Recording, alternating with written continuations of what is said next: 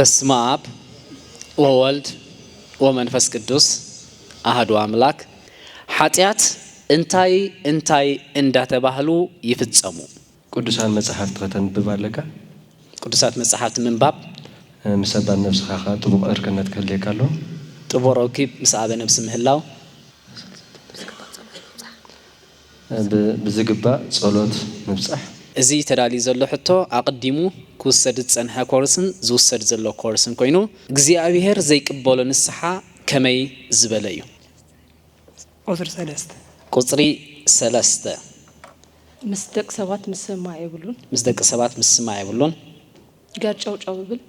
ገርጨውጨው ይብል ርጉእ ናብራ ይብሉን ርጋት ይብሉን ካብ እግዚአብሔር ይርሕቕ ኃጢአት በኸመይ ይፍጸም? ጸላእ ሰናያት ንስሓ ብተሓስበሉ ንቤተ ክርስቲያን ይወስደካ። ቃል እግዚአብሔር ከም ትመሃር ገብረካ፣ ብዕንቆት ከም ትሰምዖ ገብረካ፣ ከም ተስተንትኖ ገብረልካ። ቁጽሪ 6 ኣይተመለሰን ፍርቂ ነጥብ እዩ። እዚ ሕቶታትና ኣብ ትሕቲ ኮርስ ናይ ንስሓ ናይ 8 ወርሕን 2 ቀንን ዝተወስደ ናቱ እዩ። ናይ ነፍሲ ሞት ርሕቕቲኣ ካብ እግዚአብሔር እንታይ ማለት እዩ? ሙሉ መልሲ እቶም ነጥቢ ሜን ጥራይ ማጥፍሞ ሓደ ኣብ ኃጢአት ዝነብር ሰብ ባህርያቱ እንታይ እጅ ተረኺባ መልሲ። እሺ ናይ ስነ ፍጥረት ሕቶ ርቀት ፍጥረታት ብሙሉ ዘርዝር።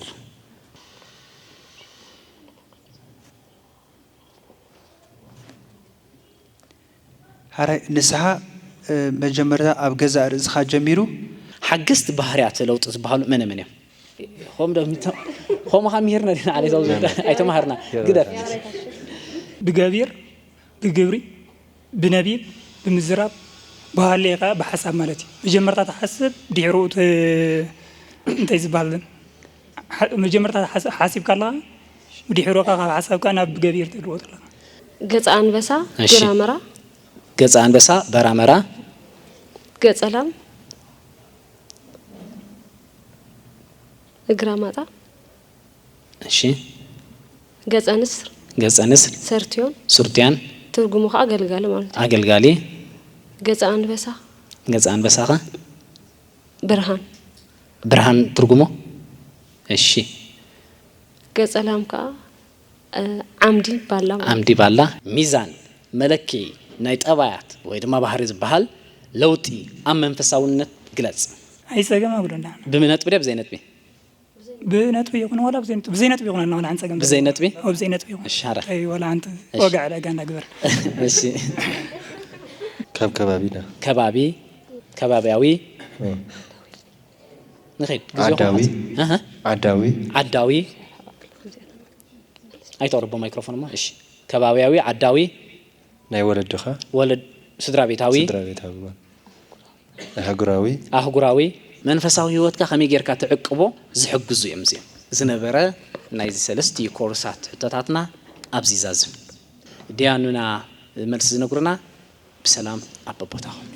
ኔስታሊ ኦርቶዶክስ ተዋህዶ ዩቲዩብ ቻነል ኔስታሊ ኦርቶዶክስ ተዋህዶ ዩቲዩብ ቻነል ጎንጎንቲ ትምህርቲ ስልጠና ኮርስ ያሬዳዊ መዝሙር በሁሉ ቋንቋታት ስነ ጽሑፋት ዛንታ ቅዱሳን መንፈሳዊ ልብ ወለድ መንፈሳዊ ፊልም መልሲ ንሕቶታትኩም ፖድካስት ካልእን እትህቦ አገልግሎት ተወሳኺ ምናይ ቅድስት ኦርቶዶክስ ተዋህዶ ቤተክርስቲያንና ስርዓት ቅቡላት ዝኾኑ ዝተፈላለዩ መንፈሳዊ ንብረት ንገዛና ንቅድስት ቤተክርስቲያን ንህያባት ንሞባ ንኻልእን ዘገልግሉ ህያባት ወይ ድማ ንኻልእን ዘገልግሉ ንብረታት ናብ ኩሉ ዓለም ትልኽ።